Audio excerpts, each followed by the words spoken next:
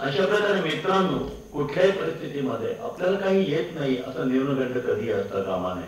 आणि हे अशी कित्येक मी आयुष्यातली उदाहरणं पाहिली की न्यूनगंड ठेवून काही होत नाही. व्यवसाय, आज तुम्ही सगळे काही ना काही शिकताय. दुर्दैवाने आज शिक्षणाचा पूर्ण खेळ खंडोबा झालेला आहे. मग 2-3 महिन्यापर्यंत हे सोपं पडेल, त्याला काय नाही चुकून धक्का लागला तर पाणी सांगेल, तर मस्त मी माझी बॉटल घेऊन आता हा एक मार्केटिंगचा प्रकार नाही. पण बिझनेस मध्ये जाताना टेबलावरती मोठी बाटली असते, ती तोंडाला लावता येत नाही. ग्लासात ओळखून घ्यायचं, त्याची एक छोटी बाटली बरोबर ठेवली, पटकन भूत उघडलं, भूत लावलं, सोडलं की संपलं. आयोजकालाही काही प्रश्न येत नाही. आता तुम्ही बिझनेस करताना आयुष्यात असंच करा, मोकळा ढकळा, असंच बोलायला पाहिजे, असंच वागायला पाहिजे. तुम्ही उगाच एखाद्या मोठ्या सर्जनसारखा जर चेहरा गंभीर करून गेला किंवा प्राध्यापकांसारखा विचारी चेहरा करून गेला तर बिझनेस नाही होणार. तुम्हाला हलका फुलका आणि बावट चेहरा करूनच बिझनेस करावा लागतो. आपण बावट काही सांगावं लागतं मग बिझनेस होतो. आता काय विषय काय होता, पाण्याच्या ग्लासाने माझा पाण्यात गेला विषय. तर मित्रांनो, जर आपल्याला व्यवसाय करायचा असेल तर मी तुम्हाला हे सांगतो की तुमच्याकडे भांडवल नसेल तरी चालेल, काही नसेल तरी चालेल, फक्त तुम्हाला काम करायची लाज वाटता कामा नये. आणि तुम्ही जे काही शिक्षण घेता, मी शिक्षणावर बोलत होतो, मध्ये 2-3 महिन्यापूर्वी कोल्हापूरला शिक्षण परिषद झाली. तिथे जी टीव्ही तो कार्यक्रम केला होता. स्टेजवर 3 कुलगुरू बसले होते, कोल्हापूरचे कुलगुरू होते, कोल्हापूर विद्यापीठाचे. आणि माझा भाषणाचा नंबर आला. मी त्यांच्याकडे बघून विचारलं, इथे पण प्राध्यापक मंडळी असतील सगळे, सिव्हिलचे, इंजिनिअरिंगचे, सगळ्यांचे. हा माझा मोठा प्रश्न आहे. काय प्रश्न आहे? हे प्रश्न असे की या देशाला जेव्हा स्वातंत्र्य मिळालं तेव्हा स्वातंत्र्य मिळताना शेवटचा गव्हर्नर लॉर्ड मॅकनन नावाचा एक नालायक गोरा गव्हर्नर होता. त्यांनी या देशाच्या शिक्षण पद्धतीचं पूर्ण वाटोळं केलं. आणि हे त्यांनी पत्रामध्ये रायटिंगमध्ये लिहिलेलं आहे. आणि हे पत्र भरात त्या संशोधक म्हणजे भारताच्या प्रत्येक शहरात हे पत्र आहे, तुम्हाला पण वाचायला मिळेल. त्यांनी असंच लिहिलेलं आहे की या देशाची शिक्षण पद्धती मी अशी बिघडून ठेवलेली आहे की या शिक्षणातनं जे क्रीम असतील, जे हुशार असतील, जे बुद्धिमान असतील, त्यांचं चीज या देशात होणार नाही, ते आपल्या नोकरीला येतील. 47 सालचं हे पत्र आहे. आणि झालं काय मित्रांनो, स्वातंत्र्य मिळाल्यानंतर जे काही आपल्या देशातले हुशार शास्त्रज्ञ, हुशार डॉक्टर, हुशार इंजिनियर, हे सगळे इंग्लंडला नोकरीला गेले. इंग्लंडलाच काय, पुढे पाठोपाठ ते अमेरिकेला नोकरीला गेले. तिथे भागणार नाही, गोऱ्यांच्या बरोबर काळ्यांच्या सेवेला आफ्रिकेत गेले, तिथं मिडल ईस्टला गेले. कारण इथे काही केल्या त्या शिक्षणाचा चीज होणार नाही, अशा प्रकारचं शिक्षण पद्धती खरोखर डेव्हलप झाली. त्याचे मी तुम्हाला उदाहरण देऊन पण सांगतो. त्याच वेळेला बाबुराव शिर्केंनी सुद्धा छान सुंदर वाक्य सांगून गेले. बाबुराव शिर्के म्हणायचे की 4थी पास शेटजी, आता शेटजी पण शिकतो. आता शेटजी 4थी पास राहिला नाही, मला शेटजींबद्दल खूप आदर आहे. त्यांच्या एवढे गुण जेवढे शिकण्यासारखे तेवढे त्या जमातीतले शिकण्यासारखे. 4थी पास शेटजी तुमच्यासारखे 100 गोल्ड मेडलिस्ट नोकरीला ठेवतो. Managing director, executive director, vice president आणि कारखाना काढू शकतो. पण एक गोल्ड मेडलिस्ट काही कारखाना काढू शकत नाही, कारण लॉर्ड मॅकॅलेची शिक्षण पद्धती. त्यामुळे ते जीच्या शिक्षण परिषदेत मी त्या कुलगुरूंना विचारलं, सर रागवू नका प्लीज, मी तुम्हाला काही प्रश्न विचारतो. तुमच्याकडे माझा बिझनेस बिल्डिंग लाईनचा आहे. माझ्या आईला पण मला इंजिनियर करायचं होतं. कल्बापेठेत मी वाढलो, पहिल्या झटक्यात मॅट्रिकला 56% मार्क मिळाले आणि सुटलो म्हणून मला केवढा आनंद झाला होता. आईला पण आनंद होता की पोरं सुटलं पहिल्या झटक्यामध्ये. त्याच्यामुळे 56% मार्काला मला कोण कॉलेजला ऍडमिशन देणार. त्याच्यामुळे इंजिनिअरिंगला मला त्यावेळेला प्री डिग्री आणि सायन्स आधी करावं लागायचं. त्यांना आमच्याकडे MES college, SP college, Garware म्हणजे त्यावेळेचं MA आणि फर्ग्युसन कॉलेज शक्य नाही 56%. कसं बसं वशिल्याने मला वाडिया कॉलेजला ऍडमिशन मिळाली. ही गोष्ट 1966 सालची. आणि वाडिया कॉलेजला ऍडमिशन मिळाल्यानंतर ती तंग पॅन्ट अतिशय, तुम्हाला माहिती का तुमची, माझ्या बाईच्या बेल बॉटमची पॅन्ट होती, गुडघ्याच्या खाली पायजमा आणि वरती काहीतरी घट्ट पॅन्ट, अशी ती विचित्र फॅशनची पॅन्ट. आणि त्या वाडिया कॉलेजला सगळे इंग्लिश बोलणारे, सगळे इंग्लिश वातावरण व्हायचं. तेच झालं. प्री डिग्री सायन्सला माझ्या आईने कौतुकाने घेतलं आणि तिला मला इंजिनियर करायचं होतं. परीक्षेचा निकाल लागला. आणि मित्रांनो काय सांगू, मास्तरांना लाज वाटली म्हणून त्यांनी मला फिजिक्स, बायोलॉजी का बॉटनी जे काही विषय असते त्यात 2-3 मार्क दिले, 0 कशी दिले. आणि मराठीत मात्र मी 100 पैकी 82 मार्क मिळवले आणि तिथे पहिला आलो. पण व्हायचं तेच झालं. नापास झाल्याबद्दल टाळ्या वाजवतात खूप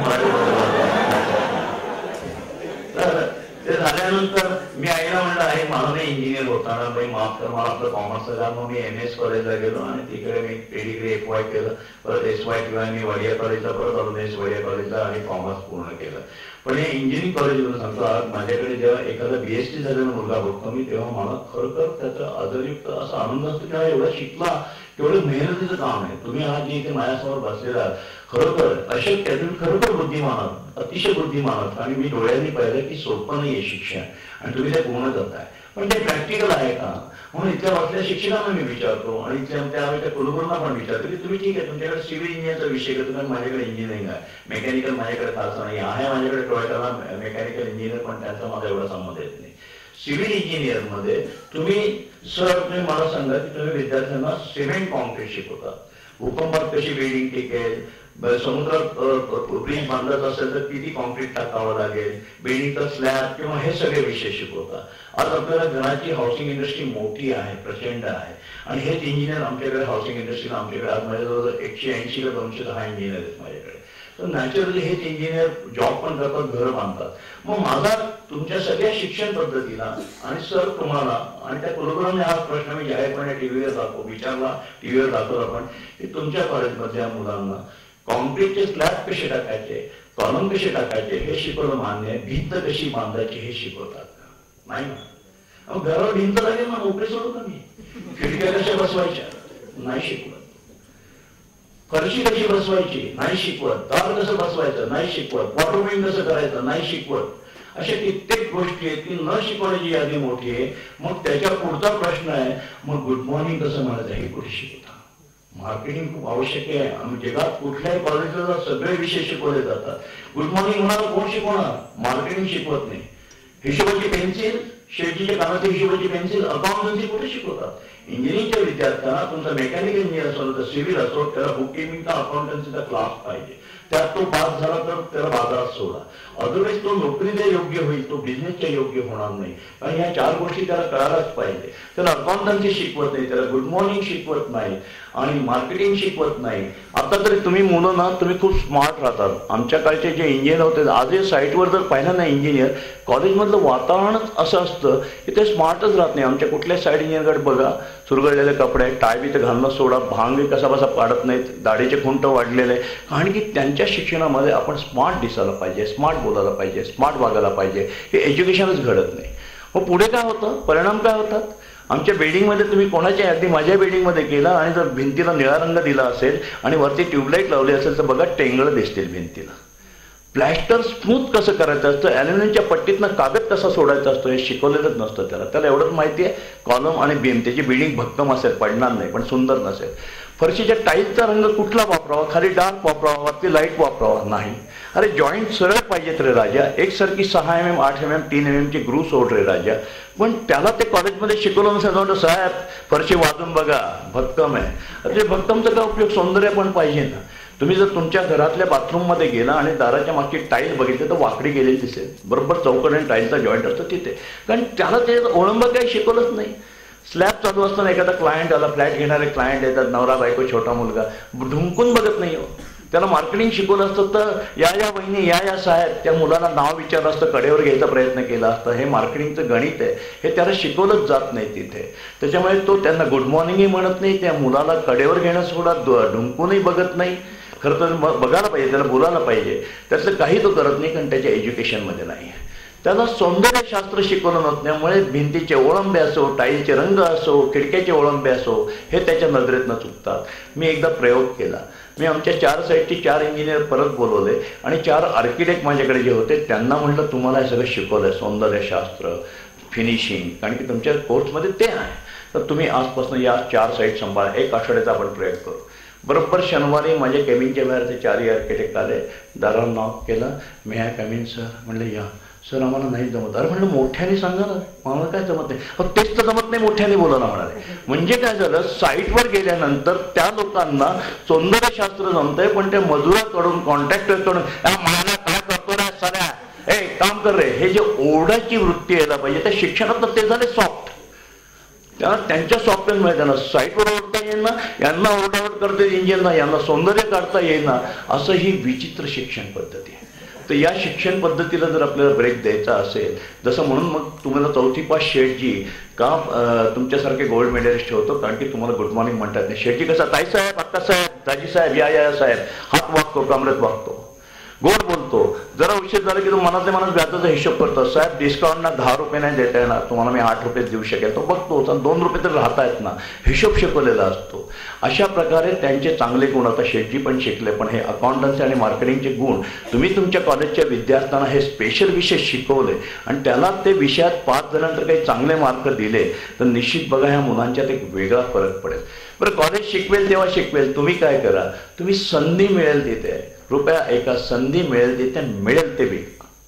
काही त्याच्यामध्ये लाज वाटू नका, मी आज मेकॅनिकल इंजिनियर आहे किंवा माझ्या घरची खूप श्रीमंती आहे असं न करता मिळेल ते विका. पेट्रोल पंपावर पेट्रोल विका, धीरुभाई अंबानी पेट्रोल पंपावर हिशोब लिहित होते. तुम्ही भाजी विका, तुम्हाला काय पाहिजे बटाटे वडे विका, नाहीतर एक दाजी काका गाडगेंचे जाऊन सोनं विका किंवा हिरे विका, मांडके विका, काही विका. पण तुम्ही जेव्हा जेव्हा संधी मिळेल तेव्हा काहीतरी विका. विक्रेत्याची नोकरी करा, काळे हात लगेच करायला जाऊ नका. कारण समजा तुम्ही जर टेक्निकल अनुभव घ्यायला गेला किंवा सिव्हिल इंजिनियरला येऊन तुम्ही म्हटलं की मी सिव्हिल इंजिनियरच्या हाताखाली काम करतो, त्यात तुम्हाला माणसं भेटणार नाही.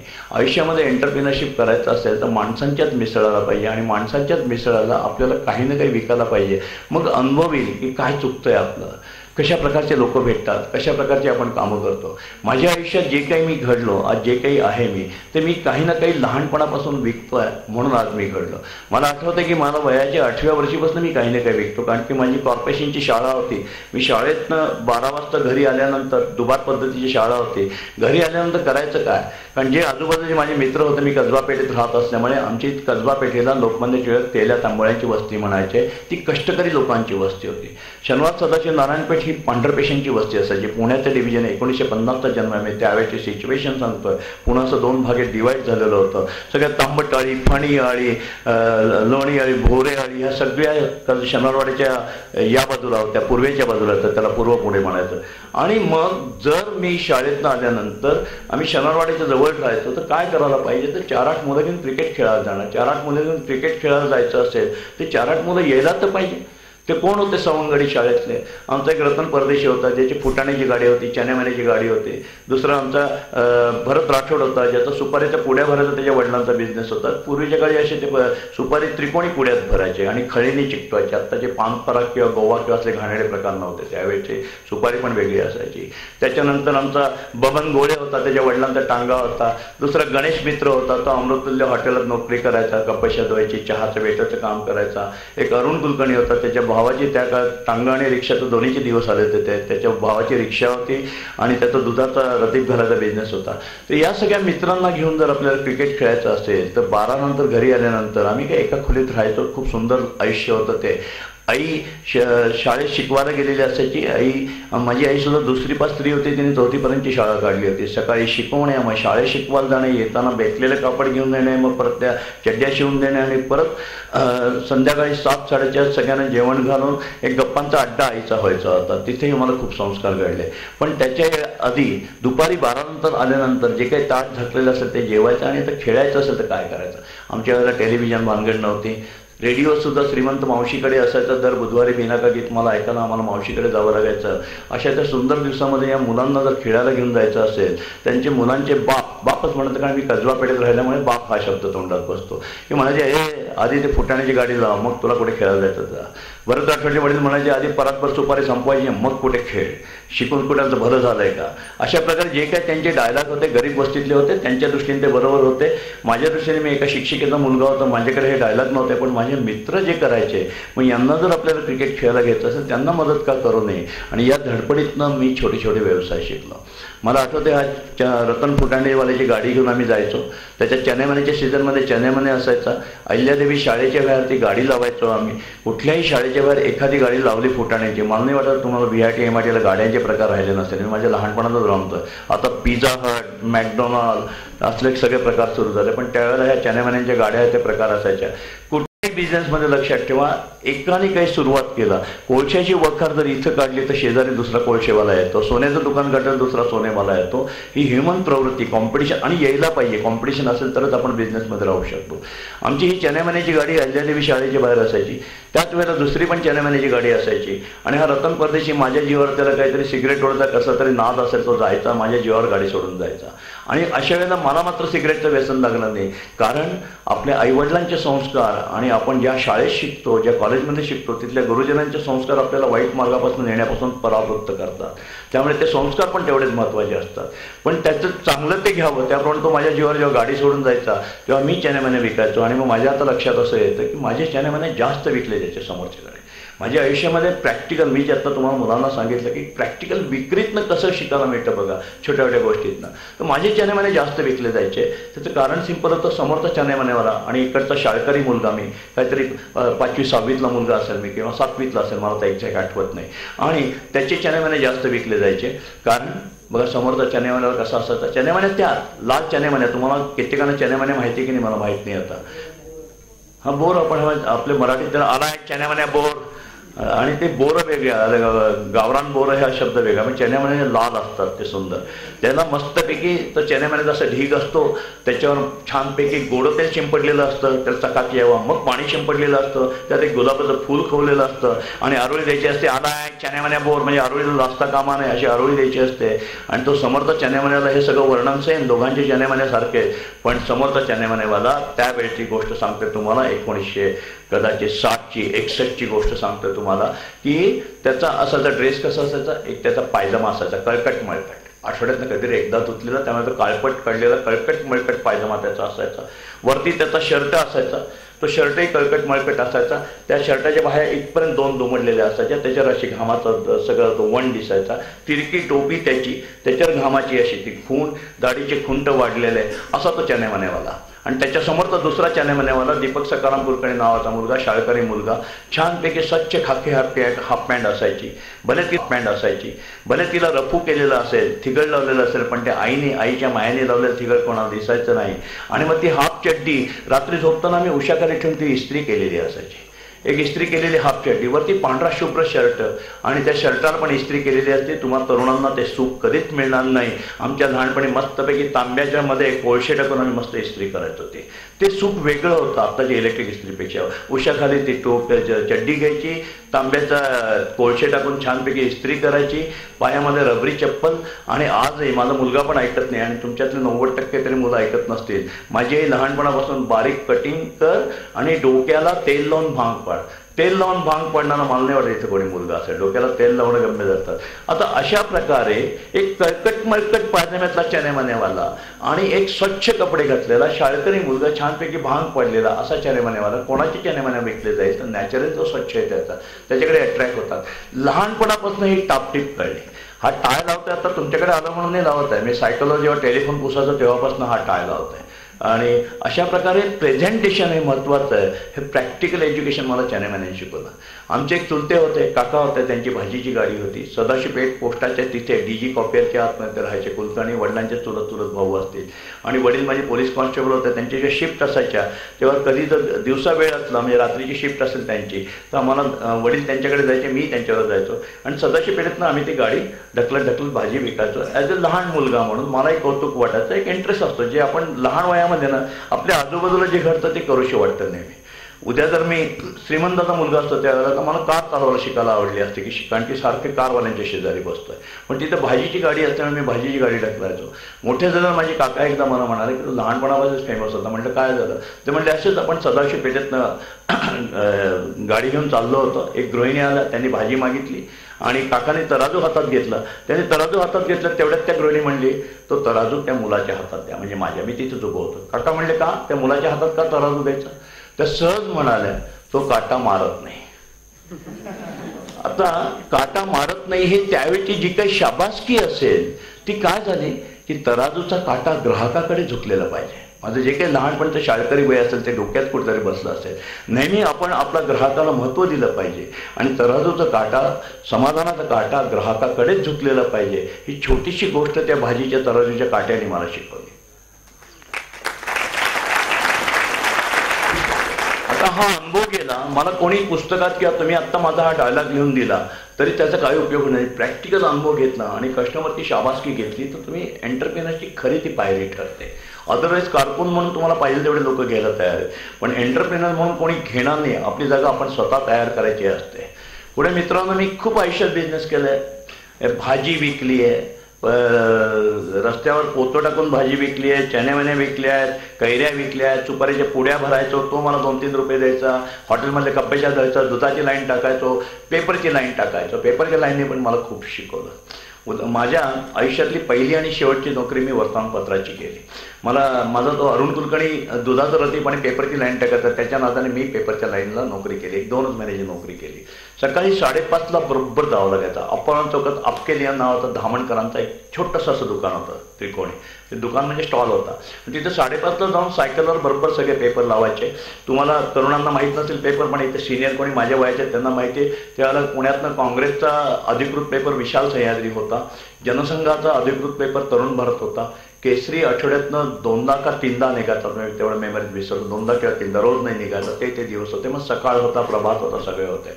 आणि 5:30ला बरोबर तिथे जायचं. पहिलं घर कुठलं तर पेपर पुढे लावायचा. अशा सगळी पेपरची लाईन लावून घ्यायची, सायकलला टांग मारून पेपर टाकायला निघून जायचा.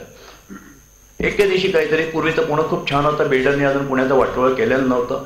छान थंडी असायची. आता कुठेतरी 2-4 दिवस थंडी पडते आणि मग तुम्ही सांगता पेपरला येतं. काल छान थंडी पडली, परत ती मध्ये 1 दिवस गुल होती, परत पेपरला होतं, थंडी पळून गेली. असं पूर्वीचं पुणे नव्हतं. 4-4 महिने थंडी पळायचीच नाही. शेकोट्याच्या शेकोट्या असायच्या, टायरने जाळायच्या, खरे लाकडाच्या शेकोट्या होत्या. ते सुंदर पुणे होतं. त्या सुंदर पुण्यामध्ये आमच्या मुळामुठा स्वच्छ व्हायच्या. आत्ताच्या गटारगंगा झाल्या, सगळ्या ड्रेनेजचं पाणी तिथं सोडण्यात आलं.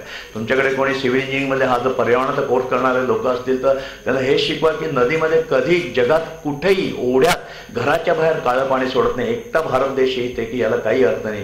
या पुणे शहरामध्ये आत्ता या कॉलेजचं हे टॉयलेट आहे, माझ्या घरचं टॉयलेट आहे, पुण्याच्या खासदारच्या घरचं टॉयलेट किंवा पुण्याच्या श्रीमंत राहुल बजाज जिथं राहतील त्याच्या घरचं टॉयलेट, ते डायरेक्ट आपल्याला वाटतं की अदृश्य ड्रेनेज लाईन नाही आहे मित्रांनो, डायरेक्ट नदीत सोडलं जातं. स्वेज ट्रीटमेंट प्लांट हा कंपल्सरी आहे. आम्ही आमच्या सगळ्या प्रोजेक्टला लावतो. जगात कुठेही काळं पाणी बाहेर सोडलं जात नाही एक्सेप्ट आपला देश. त्यावेळेला पुणे खूप शुद्ध असायचं. नद्या 4-4, 5-5 महिने व्हायच्या. प्रचंड पावसाळ्यात अशा दुथड्या व्हायच्या की विचारू नका. लकडीपूलच्या कमानीला पाणी कायम लागलेलं असायचं. आणि तरुण मंडळी, अट्टल पोहणारे पैलवान मंडळी त्या लकडी पुलावरनं पाण्यात उड्या मारायच्या. ज्यांचा स्टॅमिना जसा असेल तसे पुढे आयदर आधी देऊळ लागतं ओंकारेश्वर, मग लागतं अमृतेश्वर. ज्याचा स्टॅमिना असेल तिथे ते पोहोचायचा. असं ते सुंदर पुणे होतं. थंडी कडाक्याची होती. मला वाटते त्या दिवशी 5:30ला पोहोचायची ऐवजी मी काहीतरी अर्धा-पाऊण तास उशिरा पोहोचलो ते पेपरवाल्यांच्याकडे जिथे मी नोकरी करायचो तिथे. आणि नॅचरली त्या मालकाने माझे खाडकन थोबाड्यात दिली. मी मार्केटिंगचा असल्यामुळे जोरात शब्द वापरला, खाडकन नसेल मारली, हळू मारली त्यांनी मला. पण तुम्हाला मी काय शिकवतो एंटरप्रिनरशिप, प्रत्येक गोष्ट सुद्धा इथनं बोला आणि दणदणीत बोला. जरा बिझनेस करायचा असेल ना, टिमक्या नाही वाजवायच्या, ड्रम वाजवायला पाहिजे जोरजोरात दणदणीत. तर त्याने खाडकन वाजवली आणि मला कामावरनं काढून टाकलं. मला वाईट वाटलं, पण मला लगेच राग आला. मी लहानपणी आईच्या गप्पा ज्या ऐकायचो, आईच्या मैत्रिणीच्या. आमची आई अशीच होती, एका शाळेमध्ये मोलकणीचं काम करायची. तिथे तिचा अपमान झाला. तर तिने शपथ खाल्ली की मी आता काम नाही करणार आयुष्यात, मी स्वतःची शाळा काढेल. तिने काढली. मग मी पण ते कसं बालपणाचे संस्कार कसे होतात बघा. मला पण आईचा डायलॉग आठवला की येस, आपला अपमान झाला ना, आपली स्वतःची पेपरची लाईन काढायची. आणि मी माझी पेपरची लाईन काढली. आणि मला लक्षात आलं त्याची थोबाडीत 500% बरोबर होती. लक्षात ठेवा, जर तुमच्या घरी कस्टमर कसा मोकळा असतो, जसं भाजीच्या काट्याने मला तराजू शिकवला किंवा चण्यामण्याने प्रेझेंटेशन शिकवलं, तसं या थोबाडीत नाही. तुमच्या घरी रोज सकाळी समजा 7 वाजता सकाळ येत असेल, लोकसत्ता येत असेल, लोकमत येत असेल, पुढारी येत असेल, हे सगळी नावं घ्यायची बरं, प्रभात येत असेल. कारण की इथल्या एखाद्या पक्षाचा कोणीतरी असलेला बसवतो, नाराज व्हायला की आपल्या पेपरचं नाव का नाही घ्यायचं. तुम्हाला हळूहळू भाषणातल्या टिप्स पण सांगतोय. त्याच्यामुळे महाराष्ट्र टाइम्स येत असेल किंवा अजून कुठला तरी DN येत असेल, टाइम्स ऑफ इंडिया येत असेल, तर मी इतर ठिकाणी विद्यार्थ्यांना भाषण करताना एवढे डिटेल सांगत नाही. पण सरांनी मला सांगितलं इथे सगळे उद्याचे उद्योगपती होणार आहे. उद्योगपती म्हणजे तुम्ही कॉम्पिटिशन करायची असेल तर मेहरबानी करून कॉम्पिटिशन DS कुलकर्णी तर बाप जन्मात करू नका. पुण्यातल्या कुठल्या उद्योगपती करू नका. करायचं ना तर बिल गेटची कॉम्पिटिशन करा. कधी छोटे स्वप्न नाही बघा. त्यामुळे वी शुड क्रॉस द अंबानीला क्रॉस करायला पाहिजे. मोठी स्वप्न बघा. मराठी दरिद्री म्हणे फेकून द्या की बाबा रे स्वप्न कशाला बघतो, काय मोठी होणार का. स्वप्न तर बघा. स्वप्न बघायला गाढ झोप लागते. चांगली स्वप्न कधी बघतात, खूप गाढ झोप लागते तेव्हा. गाढ झोप लागल्यावर पहाटेच्या 4ला जी स्वप्न पडतात ती खरी होतात. त्याकरता गाढ झोप लागायला दिवसभर कष्ट करायला लागतात. आणि पहाटेचं पडलेलं स्वप्न खरं करायला दुसऱ्या दिवशी झोप उडवावी लागते आणि प्रचंड कष्ट करायला लागतात. आणि मग तुम्ही निश्चितपणे तसं करू शकाल. आणि म्हणून या विषय परत कुठे आला, मला म्हणणं म्हातारा झालं, पेपरच्या लाईनचा आला. तुम्ही जर खरे मार्केटिंग मला मदत करणार असेल तर मी कुठल्या पॉईंटवर आडलं, कोणीतरी सांगा तरी. शेवट काय सांगत होतं? पेपरची थोबाडीत त्यांनी बसली ती योग्य झाली की रोज सकाळी जर पेपर तुमच्या घरी जर 7ला येणार असेल, दाराच्या बाहेर 7ची सवय लागली असेल, तर एका दिवशी 7:30ला आला, एका दिवशी 7:45ला आला, तो पेपरवाल्याचा पेपर तुम्ही बंद करा. कारण तुम्हाला एक सवय लागते की दाराच्या बाहेर इतक्या वाजता पेपर यायला पाहिजे. त्यातनं मला पंक्च्युअलिटी शिकवली. पुढे मी आणि इव्हन आयुष्यामध्ये सुख कसं म्हणायचं हे मला पेपरने शिकवलं. तुम्हाला सांगतो, आमच्या वेळेला लहानपणी SSC रिझल्ट, ज्याला मॅट्रिक परीक्षा म्हणतात, SSC म्हणायचे. पण कारण मी जेव्हा शालेय जीवनात आलो तेव्हा त्याला SSCच म्हणत होते, मॅट्रिक नव्हते म्हणत. मॅट्रिकला SSC म्हणायला लागले होते. तर SSC रिझल्ट हा वर्तमानपत्रात छापला जायचा. आता तुमचा इंटरनेटवर येतो. पूर्वी मला वाटतं कॉलेजच्या बाहेर लावायचे, पण आमच्या काळी वर्तमानपत्रामध्ये हा रिझल्ट छापला जायचा. आणि माझी पेपरची लाईन होते. माझ्या आयुष्यातली सगळ्यात मोठी कमाई का मी कधी केली असेल तर या SSC रिझल्ट विकताना. SSC रिझल्टचा दिवस होता पुण्यामध्ये. त्यावेळेच्या पेपरचं नाव होतं पुणा हेराल्ड, इंग्लिश पेपर. एस स्ट्रीटला त्याचं ऑफिस होतं, एस स्ट्रीटला MG रोडच्या मागे. त्या पुणा हेराल्डचं नाव मग महाराष्ट्र हेराल्ड झालं. महाराष्ट्र हेराल्डचा आता सकाळ टाइम्सने तो टेक ओव्हर केला. त्या पुणा हेराल्डच्या ऑफिसमध्ये जाऊन तो पेपर मिळवले, सायकलला बांधले, सायकलला टांग मारली, आला SSC रिझल्ट आरोळी दिली आणि 10 मिनिटात सगळे अंक 4 आण्याचे, 8 आणे, 4 आण्याचे, 10 आणे. ऑनने म्हणत नाही आपण त्याला, प्रीमियमने म्हणायचं. कधी ऑनने विकलं असं नाही म्हणायचं, प्रीमियम देऊन तो अंक विकला गेला. आणि अशा प्रकारे मित्रांनो माझ्या खिशामध्ये 10 मिनिटात ते सगळे अंक विकले गेले. म्हणजे त्यात कौतुक का नाही, कारण की SSC रिझल्ट त्या पेपरला छापतात तर उड्याच पडतात. ते अंक मिळवणं अतिशय जिकरीचं काम असतं. अतिशय गर्दीत धक्काबुक्की करून पेपरवाल्याकडनं अंक मिळवायचे आणि पहिला सायकलवाला पोचायच्यात आपण जीव टाकून त्या गल्लीत पोहोचतो पाहिजे. आपल्या आधी दुसरा पेपरवाला पोचला तर आपले अंक कोण विकत घेणार. आणि ते घेतले आणि मला 80 रुपयाची चिल्लार झाले मित्रांनो. माझा त्यावेळेचा ड्रेस जो होता तो पायजमा आणि शर्ट होता. 80 रुपयाची चिल्लार मी घेतली आणि सवयीने डाव्या खिशात टाकली. डाव्या खिशात टाकल्यावर 80 रुपयाच्या चिल्लारीचं वर्णन, त्यावेळेचे रुपये खणखणीत असायचे. आत्ताचे आतून प्लॅस्टिकचे नाणे नाही निघाले म्हणा, प्लॅस्टिकचे कागद क्रेडिट कार्ड सुरू झाले. पण ते 80 रुपयाच्या चिल्लारने माझा डाव्या बाजूचा पायजमा खाली खाली घसरायला लागला. मी ते 80 रुपये परत बाहेर काढले, 40 रुपये या हातात घेतले, 40 रुपये या हातात घेतले, मोजले, दोन्ही खिशात 40-40 टाकले आणि असे दोन्ही खिशात हात घालून मी असं आकाशाकडे, जगातला मी केवढा श्रीमंत या रुबाबात बघत होतो. हे तुम्हाला का सांगतोय, आजही मला 80 रुपये आठवतात. मी माझी जेव्हा जीवन स्टोरी सांगतो तेव्हा मी कधीची, आत्ता मला 4000 कोटीला मी क्रॉस केलंय. माझ्याकडे 5000च्या पेक्षा जास्त लोक आहेत. मला 4000 कोटी दुखतात, खुपतात आणि 80 रुपये आठवतात. त्यामुळे सुख कसं मानायचं, आयुष्यात सक्सेस व्हायचं असेल तर जी आपली पहिली पायरी असती, ज्या पायरीवरून आपण वर जातो, ते दिवस कधी विसरायचे नाही, कधी ते विसरू नका. आणि मला जन्मभर सुखातात ते 80 रुपये आणि त्या दोन्ही हात खिशात घालून मी जगातला केवढा सुखी माणूस आहे. आणि मग सुख कशाला मानायचं, तर सुख जे आनंद आपल्याला देतं त्यात मानायचं म्हणण्यापेक्षा छानपैकी मंगेश पाडगावकरांनी सांगितल्याप्रमाणे पेला अर्धा भरला का सरला या वादात न जाता तो पूर्ण भरलाच होता. तुम्ही एखाद्या पुणेकर माणसाकडे गेला ना तर तुम्हाला सर्वात अर्धाच ग्लास दिलो, तुम्ही त्याला रागू नका. तो अर्धा ग्लास भरायची पद्धत आहे. त्याला म्हणू नका अर्धा ग्लास का दिला, तर त्याला म्हणा की मनात म्हणा की संपूर्ण भरला होता, अर्धा पोटात गेला आणि अर्धा आता शिल्लक आहे, तेवढा बाबा पिऊ का असं म्हणून मनातल्या मनात म्हणा आणि पिऊन टाका. तर सुख कशाला मानायचं हे महत्त्वाचं आहे. आणि अशा छोट्या मोठ्या गोष्टींनी माझं आयुष्य घडलं. पुढे माझा टेलिस्मेलचा टेलिफोन पुसायचा व्यवसाय सुरू झाला. घरोघरी जाऊन टेलिफोन पुसणे, तो व्यवसाय सुद्धा खूप गमतीशीर आहे. तो पण एंटरप्रिनरशिपचं एक मोठं उदाहरण आहे. ते पण एका गरजेतनं घडलेलं आहे. आणि घरोघरी जाऊन टेलिफोन पुसायचा माझा व्यवसाय सुरू झाला. त्याची स्टेप काय झाली, MS कॉलेजला मी होतो. MS कॉलेजला प्री डिग्री आणि FYला होतो.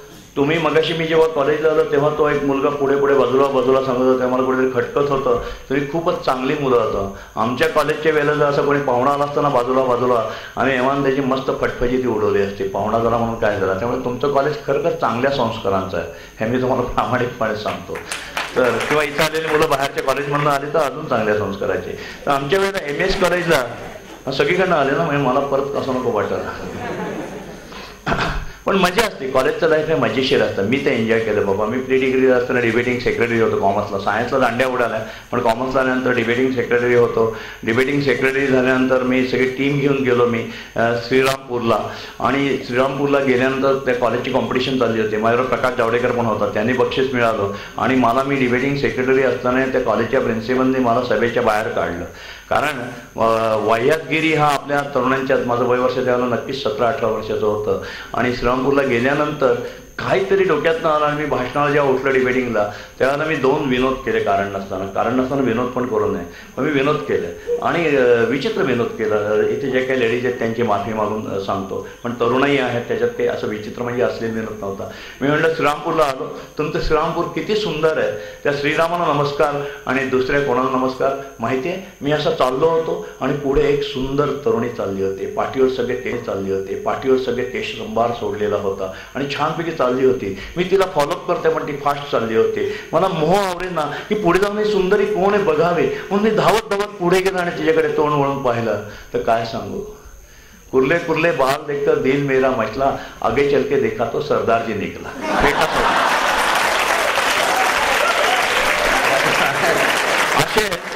असे त्या कॉलेजच्या त्या डिबेटिंग सेक्रेटरीच्या सगळ्या पोरांनी डोक्यावर घेतलं आणि पण त्या समोर जे परीक्षक बसले होते ते झालेला इथं कोणी परीक्षक नाही. आणि मग मला प्रोत्साहन आलं, मी दुसरा पण डायलॉग मारला की नमस्कार मंडळींनो, तुमची काही हरकत नसेल, विशेषतः काही कृपया कोणाची हरकत नसेल कारण की त्यांनी फेटा सोडला होता, माझ्या पण डोक्याचे केस उभे राहिलेत, मी जर असा भांग फिरवतो पण कोणाची हरकत नसेल तर मी समोरच्या लोकांकडे असं जे टक्कलवाले होते त्यांच्याकडे फोन केले. आता टक्कलवाले प्रोफेसर मंडळी होते, विद्यार्थ्यांना मागे परत चेहवाला त्याने परत डोक्यावर घेतलं. ते एक कोणी प्राध्यापकाने काहीतरी चिठ्ठी मागे स्टेजवर पाठवली, माझं भाषण बंद केलं, मला बाहेर काढलं की या मुलाला इथं ठेवू नका आणि मला कुठलंच बक्षीस मिळालं नाही. ही झाली कॉलेजची गंमत. अशा आम्ही कॉलेजच्या गमती खूप केल्या तिथे. त्या कॉलेजच्या गमती असताना कॉलेजच्या गमतीमध्ये मला आठवतं की त्यावेळेला आम्ही MS कॉलेजला होतो. MS कॉलेजला आमच्याकडे मी FYला असताना आमच्याकडे कावळा मारून पडला.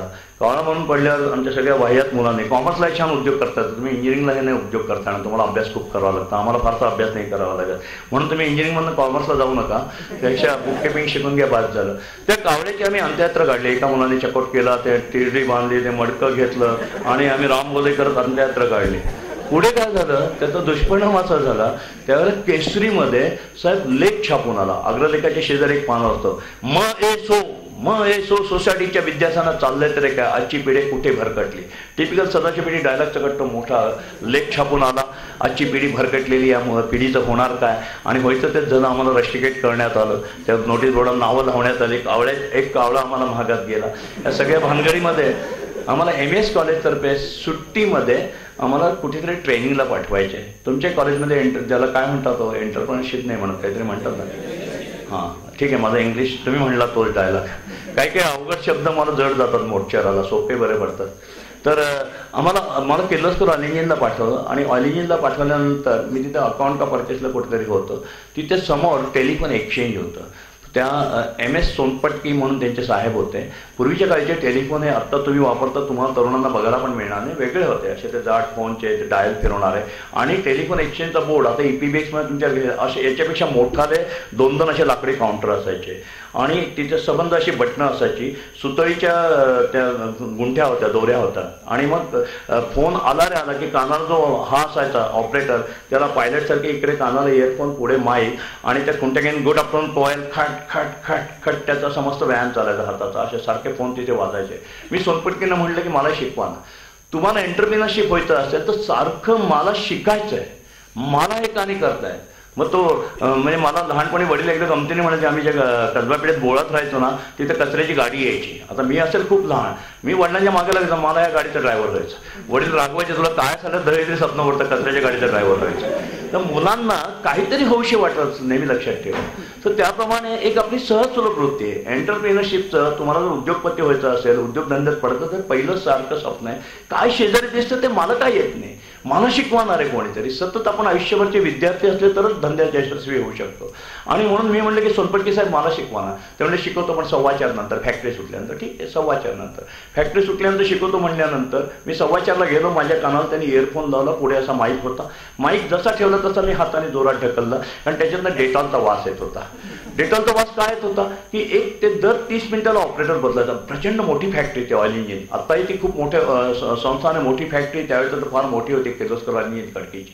आणि मग आपली थुंकी उडते, प्रत्येकाची इतक्या जवळ तो माईक असतो त्या पायलटचा मी म्हणते, थुंकी उडते. तर एकमेकांचा थुंकीचा प्रादुर्भाव होणे म्हणून ते ऑपरेटर डेटॉल कापूस डेटॉलमध्ये बुडवलेला असायचा तो ठेवायचे, तिथे ते अडकून ठेवायचे. मी सहज, हे माझं वय वर्ष त्यावेळेला 20 होतं, मी सहज माझ्या बायकोला म्हणालो, आता तुम्ही आशीर्वाद 20व्या वर्षी SYT यायला बायको का, ते पण सांगतो, ती पण स्टोरी. कधी जर बिझनेस कशाला नाही करायचं की जर या फोनमधनं डेटॉलचा वास ऐवजी अत्तराचा आला असतात. आणि ती एक स्टोरी वेगळी. मी माझ्या वयाच्या 18व्या वर्षीच प्रेमात पडलो आणि नॅचरली ज्या मुलीच्या प्रेमात पडलो ती तिचं नाव मीरा. आता 1 वर्षावर तिचं निधन झालं. आता या 22 तारखेला 1 वर्ष होईल. सॉरी, थोडंसं मी हे झालं.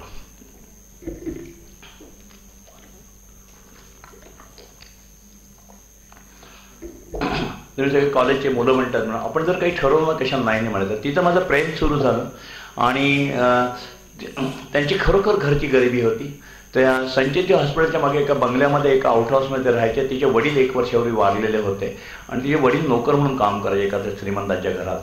तर नॅचरली ते वारल्यामुळे ते सारखं घर मालक मागे लागलं, ते आउट हाऊस सोडून द्या, आता जागेचं कायम शॉर्टेज असायचं, तुम्हाला तर नोकरनाम्याप्रमाणे तर तुम्ही तर नाही आहे तर सोडून द्या. ती माझी सासू बिचारी, तिला 2 मुली आणि 2 मुलं. ही थोरली मुलगी जिथं माझ्यावर प्रेम होतं ती आणि सासू एकटी कुठेतरी डोसे पीक, इडली पीक अशी ती पोरं सायकलवर विकायला जायची. आणि मग त्या सासूने मला बोलून घेतलं की बाबा रे, तुझं माझ्या मुलीवर प्रेम आहे, माझा काही विरोध नाही, मला ही जागा सोडावी लागते 1 महिन्यात, मी नातेवाईकाकडे आश्रितासारखे जाऊन राहणार, तू या माझ्या मुलीशी लग्न करता आवडतो. तेवढंच एक माझं खाणार तोंड कमी होईल, आज तरणी मुलगी आहे, माझ्याचं डोक्याचं ओझंही कमी होईल, त्यामुळे माझं काही प्रेमानं विरोध, तू तिच्याशी लग्न कर.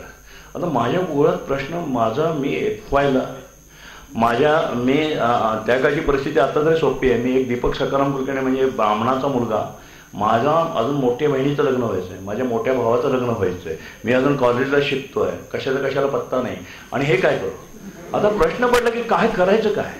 पण मग मी आणि मीराने ठरवलं की नाही, प्रेमाचा विजय व्हायलाच पाहिजे. मी चॅलेंज घेतला, ठीक आहे. आम्ही म्हटलं हरकत नाही. मी आळंदीला गपचूप जाऊन मस्तपैकी लग्न केलं. लग्न पण किती रुपयात झालं माहिती आहे, माझ्याकडचे 63 रुपये खिशातले सगळे संपले. 63 रुपयात माझं लग्न झालं आणि रुबाबात टॅक्सीने घेऊन गेलो होतो. आता टॅक्सीवाल्यांना जेव्हा मी परत आणलं लग्न बिग्न करून, कारण भटजीने जास्त दक्षिणा घेतली, कधी भटजीकडे लग्न नका करू, जर रजिस्टर करत जा. आणि आल्यानंतर आम्ही मोतीमल हॉटेलला, डेक्कनवर मोतीमल हॉटेल आहे अजून त्या इथे, तिथे जाऊन म्हणलं आता आपण नेहमी राईस प्लेट तरी खाऊ. तर ते राईस प्लेटची वेळ म्हणून निघून गेले. मग आम्हाला काहीतरी गुलाबजाम ते खायला मिळाला. तर खाऊन आल्यानंतर लक्षात आलं पैसे तर सगळे संपले. टॅक्सीवाल्याला काय करायचं. टॅक्सीवाल्याला म्हणलं दादा आशीर्वाद देणार आहे, आत्ताच लग्न झालं, माझ्याकडे खरंच आता पैसे संपले, उद्या हे चेक देतो.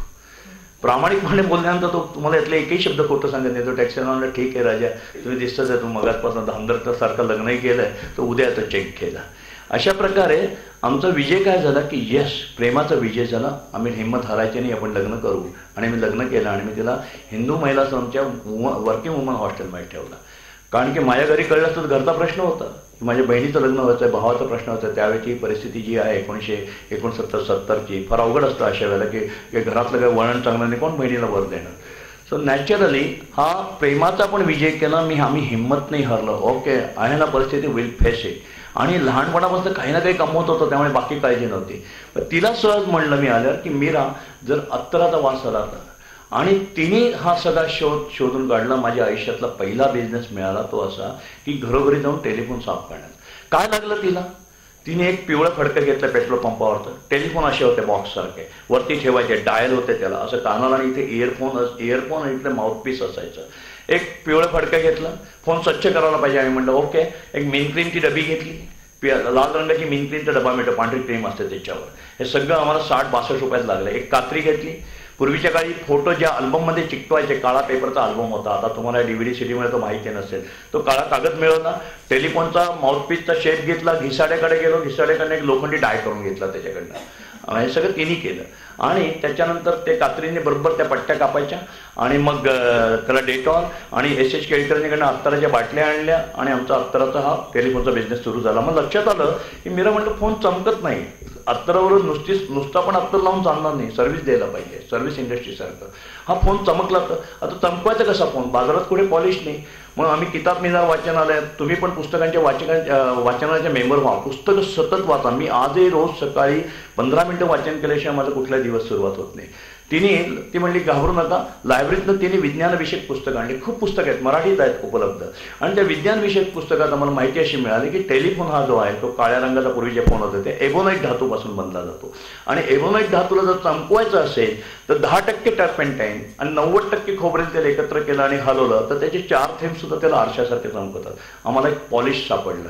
असं आमचं ते आम्ही खूप वर्ष ट्रेड सिक्रेट ठेवलं होतं की पॉलिश फक्त आम्हीच बनवू शकतो. आताही तुम्हाला ओपनली सांगतोय, तुम्ही सिक्रेट ठेवा आणि विका, भरपूर मोठा बिझनेस सुरू होईल. 10% टर्पेंटाईन, 90% खोबरेल तेल. खोबरेल तेल खूप दिवस ठेवू नका आणि त्याला खवचट वास येतो, त्यामुळे मॅक्झिमम स्टॉक नाही बनवायचा, थोडाच बनवायचा.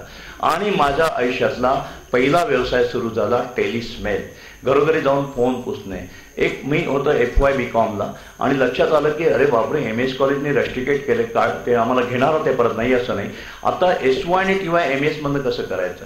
बरं एक्सटर्नल बसावं, आईवडिलांना वाईट वाटेल की अरे आम्ही तुला काही कष्ट कर म्हणत नाही, तुझी फी भरतोय, आम्ही काही एवढे गरीब नाही की फी भरणार नाही.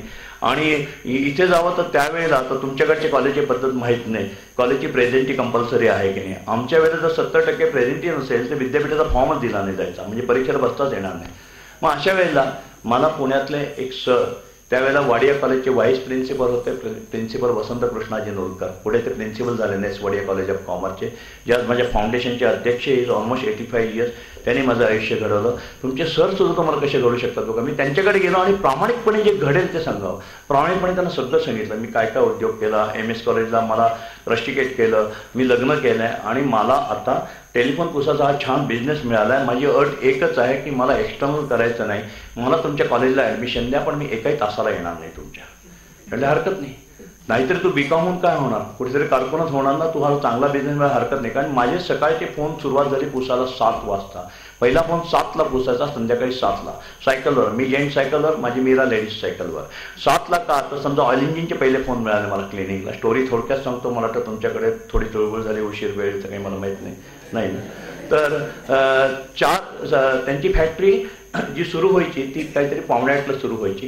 किर्लोस्कर हे ते जे एक्झिक्युटिव्ह असायचे ते 8:30ला यायचे. तर ते यायचे आता त्यांचे केबिनचे फोन पुसायला पाहिजेत, मग त्याच्यानंतर वर्कशॉपचे पुसायचे, वर्क फ्लोअरचे पुसायचे, घरातले फोन पुसायचे असतील तर 10:30ला मुलं शाळेत गेलेले आहेत, साहेब कामाला गेलेले आहेत, गृहिणी निवांत आहे आणि दुपारी झोपायची वेळ झाली नाही, त्या पिरियडमध्ये पुसायचे. दुकानाचे फोन पुसायचे, ज्यावेळेला गिरायकाची वर्दळ कमी असेल ते पुसायचे. हे टाईम मॅनेजमेंट मला सगळं वर्तमानपत्राच्या लाईनने शिकवलं होतं. त्यामुळे हे करताना सकाळी 7 ते संध्याकाळी 7 जर मी फोन पुसणार असेल तर मी कसं काय कॉलेजला जाणार. सरांना सांगितलं, सर म्हणले हरकत नाही, अट एकच आहे, तू सगळं केलं तर चांगलं केलं. सकाळी 7 ते संध्याकाळी 7 फोन पुसल्यानंतर माझ्या घरी 8ला अभ्यासाला यायला पाहिजे. अशा प्रकारे मला सरांनी, स्वतः नोलकर सरांनी मला माझं आयुष्य घडवलं की सर पण किती चांगले असतात. पण तो माझा टेलिस्मेलचा बिझनेस सुरू झाला. मला पहिलं माझं भांडवल लागलं 75 रुपये पहिलं मला लागलं. ते 75 रुपये मला कसे मिळाले तर माझ्या मीराच्या कानातले डूल आणि एक ट्रान्झिस्टर होता. आमच्या घरी मॅट्रिक पास झाल्यावर आईवडील काहीतरी बक्षीस द्यायचे. मला माझ्या वडिलांनी मॅट्रिक पास झाल्यावर हेनरी सँडलचा हातातलं घड्याळ आणि फिलिप्स का हरक्युलस, तेवढा माझा गोंधळ होता. ही सायकल मी घेतली होती. त्यावेळेला 2 ब्रँड फेमस होते, फिलिप्स किंवा हरक्युलस, मला तर आठवत नाही. आणि तिला, ह्या मीराला तिच्या वडिलांनी कानातले डूल आणि ट्रान्झिस्टर दिला होता. आमच्याकडे त्या काळी ट्रान्झिस्टर 68 ट्रान्झिस्टर म्हणजे काय रुबाब असायचा. त्याला हातात घेऊन गाणी ऐकत आम्ही जातो. तुम्ही आता मोबाईल कानाला लावता, कशी काय गाणी ऐकता मला माहीत नाही, कानात काहीतरी असतं तुमच्या, तुम्ही गाणी ऐकत असतात. तर त्यावेळेला हातात एवढा मोठा ट्रान्झिस्टर घेऊन लागायचं. मी तिला मीराला म्हणलं की अगं हा तुझ्या वडिलांची गिफ्ट आहे, वडील वारले आहेत, आपण हा विकायला नको. ते म्हणजे नाही विकायचा. मी भांडलो त्याशी, म्हणलं नको विकायला, आपण असं करू, माझा एक सोनार मित्र आहे त्याच्याकडे गहाण ठेवू आणि करू. ती म्हणले मग ऐका माझा. मी म्हणलं मी नाही, चल आपण हा नाही विकायचा. मी सोनाराकडे गेलो तर आम्हाला 60 ते 62 रुपये कॅपिटल कमीत कमी पाहिजे होतं आणि तो जर गहाण ठेवला तर त्याचे तो फक्त 40 रुपये देत होता आणि विकला तर 70 का 75 देत होता. कारण की ते 50% पैसे देतात ना गहाणला. मीरा म्हणले बघितलं ना की नाही आपण विकायचं, गहाण नाही ठेवायचं. हे जर आंब्याची कोय लावली तर आंब्याचं झाड येतं. आज वडिलांनी दिलेली वस्तू आपण जर इन्व्हेस्टमेंट म्हणून लावली तर निश्चित एक दिवशी हा वटवृक्ष होईल. आणि ते खरं ठरलं. आम्ही ते विकलं, 70 रुपये कॅपिटल घेतलं आणि आमचा पहिला बिझनेस सुरू झाला. त्याच्यानंतर मला 500 रुपये धंदा वाढायला लागला. खूप धंदा फार महत्त्वाचा होता, हा वाढायला लागला आणि कॅपिटलची गरज पडली. 500 रुपये सरांच्याकडे गेलो. सरांना मी म्हणलं की सर मला 500 रुपये द्या ना. सर म्हणले मी नक्की देईल तुला. माझे सर खूप छान बोलायचे, अजूनही आहे सर. ते माझं बँक ऑफ इंग्लंडला खातं आहे, 500 काय 5000 पण देईल, पण मी नाही देणार तुला. का? ते म्हणले चल मी तुला महाराष्ट्र बँकेतनं घेऊन देतो. सर माझ्यावर महाराष्ट्र बँकेत नवी पेठ शाखेत आले, स्वतः जामीन राहिले आणि मला इमॅच्युरिटी होती. मी नागनाथ पार्क ते नवी पेठ शाखा जवळ मी हॉटेल ब्ल्यू डायमंडचे फोन पुसायचो. हॉटेल ब्ल्यू डायमंडचे फोन पुसताना तिथे PL किर्लोस्कर त्यांचे मॅनेजिंग डायरेक्टर कम चेअरमन नव्हते, मॅनेजिंग डायरेक्टर होते. SL त्यांचे बंधू चेअरमन होते. मला म्हटले DS मुंबईला जाणार का नाही फोन पुसायला? म्हणलं मुंबईला मी जातो ते फोन पुसायला. ताजमहल जाणार का? म्हटलं ताजमहलला जातो. त्यांनी मला छानपैकी लेटर लिहून दिलं ताजमहल हॉटेलसाठी. मी गेलो ताजमहल हॉटेलच्या बाहेर आणि त्या वॉचमनला, जो बाहेरचा वॉचमन असतो 6, 6.5, 7 काहीतरी फुटीचा सरदार जे असतो बघा, असं मस्त त्या 5 स्टार हॉटेलच्या बाहेर. आणि ही गोष्ट पण 70-71ची काहीतरी आहे, 71ची असेल. आणि गेल्यानंतर काही कारणास्तव आत जर घुसलो असतो मी, त्यांनी काही मला अडवलं नसतं. पण मी त्याला माझ्या बॅगेतनं मी त्याला लेटर काढून दाखवलं की माझ्याकडे लेटर आहे. त्याला कुठे इंग्लिश येतं? म्हणजे त्याला वाटलं मी आलो नोकऱ्या मागायला. आणि ते काठी आपटो अभि ज्या असं बहुत आत आहे. त्याने मला तिथं आतच जाऊन दिलं नाही. आता काय करावं कळलं ना. मी परत आलो. किर्लोस्करांना मागितलं की तुम्ही पत्र दिलं पण मला वॉचमननेच बाहेर हकललं. कारण त्याचं कारण मीच तुम्हाला सांगतो, माझा अवतार. आमच्या त्यावेळेपर्यंत मी त्या वाडिया कॉलेजचीच पॅन्ट घालायचो. वाडिया कॉलेजची पॅन्ट म्हणजे तुम्हाला सांगतो तिला इस्त्री कधीच करावी लागायची नाही. असं सुळसुळीत कापड असायचं. साहेब तुम्हाला कोणाला आठवतं का बघा. आणि बेल बॉटमची पॅन्टमध्ये गुडघ्यापर्यंत खाली ती घोलदार असायची आणि वरती टाईट असायची. तर ती पॅन्ट, पायात रबरी चप्पल, वरती बुश शर्ट आणि हातामध्ये चांबड्याची बॅग, अशा ड्रेसमध्ये मी त्या बॅगेत एक कागद काढून त्या वॉचमॅनला दाखवलं, हे माझ्याकडे कागद आहे. ते पण पुणेरी मुलासारखं गरीब, माझ्याकडे कागद आहे करून. त्याने हाकलणार नाही तर काही करणार. किर्लोस्कर म्हणलं तू बावटासारखा गेल्यावर तेच म्हणलं. तेच म्हणलं बावटा माझ्या ड्रेस पुढे काही करता येईना. त्यावेळेला मला किर्लोस्करने 100ची नोट काढून दिली. आजपासून पॅन्ट सरळ, शर्ट फुल, शर्ट आत घालायचा, पायामध्ये बूट आणि गळ्यामध्ये टाय अडकवायचा.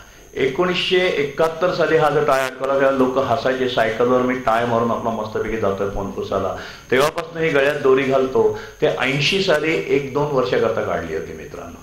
ती नंतर तेव्हा पण माझी चूक आली. काय चूक झाली, मी बिल्डर झालो. बिल्डर झाल्यानंतर बिल्डरसारखं वागायचं म्हणलं. बिल्डरचा ड्रेस फार गमतीशीर असतो, पांढरा सफारी. आता बिल्डरही सुधारले तर, कारण मी दर बिल्डरच्या भाषणात हे सगळे मुद्दे सांगतो. मस्तपैकी बिल्डरचा ड्रेस कसा असतो बघा, व्हाईट सफारी, सगळे ती खाली पॅन्ट, पांढरे बूट, इथं रेबॉनचा गॉगल, 5-5चा पाकिट. आणि आता सलमान खान बटणं लावतं पण हे बिल्डर बटणं लावत नाही. 2 बटणं इथली उघडी आणि त्याच्या हातनं कुत्र्याच्या त्या सोन्याच्या साखळ्या, हातामध्ये तिसरी कुत्र्याची बांगडी. आता मी सोन्याच्या साखळ्या घातलं, काही घातलं नाही, पण पांढरा सफारी घातला. मग लक्षात आलं की अरे आपण चुकतोय. नेहमी लक्षात ठेवा, मी जाता तुम्हाला बिझनेसच्या हिंट देत आहे गरजेत की बिझनेस तुम्ही तुमचा कस्टमर ओळखला यायला पाहिजे की हा आपला ड्रेस चुकतोय. आणि मी 2 वर्ष ही चूक केली आणि परत हा टाय घालायला सुरुवात केली जो टेलिफोन पुसताना होतं. काय चुकतं की तुम्हाला तुमचा कस्टमर ओळखता यायला पाहिजे की कस्टमर कोण आहे. आता मी घरं बांधतो, माझं घर बांधतो तर कस्टमर कोण आहे, मध्यमवर्गीय आहे, पांढरपेशा आहे. त्या पांढरपेशा मध्यमवर्गीयाला जो आहे त्याला काय लागतं, त्याच्याकडे त्याची अवस्था कशी असते, शेळीच्या शेपटीसारखे, धडणं अब्रू धरता येते, धडणं माशी उडवता येते. कारण की ते काही झोपडीत जाऊन राहणार नाही किंवा गुंठावरील अनऑफिशियल घर बांधणार नाही, कुठे करप्शन पण हेवी करून काहीतरी पैसे मिळवणार नाहीत. अशा प्रकारचे माझे कस्टमर आहेत. तर त्यांना माझी भीती वाटतं कामा नये. जर मी अशा सोन्याच्या साखळ्या घेऊन ते काय माझी म्हणतील. तुम्हाला जर तुमचा ग्राहक ओळखायचा असेल, व्यवसाय करायचा असेल तर लक्षात ठेवा, जो ग्राहक तुमच्याशी टेबलवर हात आपटून भांडू शकतो तो तुमचा धंदा सक्सेसफुल होऊ शकतो. तुम्ही जर माझ्या ऑफिसला आला, माझी व्हेरियस ऑफिस आहे, तुम्ही जर माझ्या ऑफिसला आला जगन्नाथ रोडच्या, माझे सगळे बिल्डर म्हणतात काय थापा मारतो, 4000 कोटीचा बिझनेस आहे, कसलं रे दरिद्र्यासारखं ऑफिस ठेवलं. म्हणलं दरिद्र्यासारखं नाही, माझं ऑफिस आहे, मध्यमवर्गीयांचं ऑफिस आहे, त्यामुळे ते साधं ठेवतो मी. अदरवाईज जर तुमचा फ्लॅट होल्डरला आपण बिल्डर काही ना काही त्रास देतो, तो म्हणून अरे DS कुलकर्णी मला फसवतोय, बायकोकडे जाऊन सांगेल, आज DS कुलकर्णीकडे जाऊन बघतोच त्याच्याकडे, त्याला ताबा वेळेत देत नाही, दिला तर त्याला फ्लॅट गळका देतो, नळाला पाणी येते, जे काही त्याच्या तक्रारी असतील ते असं म्हणेल बायकोकडे. आणि जर DS कुलकर्णीच्या ऑफिसला तो आला फ्लॅट होल्डर आणि जर माझं ऑफिस बिल्डरसारखं असेल, चकचकीत, काळ्या काचा, दाराची दरवान, बाहेर अडथळा, पहिल्या PAची अपॉइंटमेंट घेतली आहे का, तर त्याचं अर्धा अवसान ज्याला दोघे आरडाओरड करत असतो ते वातावरण बघून तो घाबरून जातो.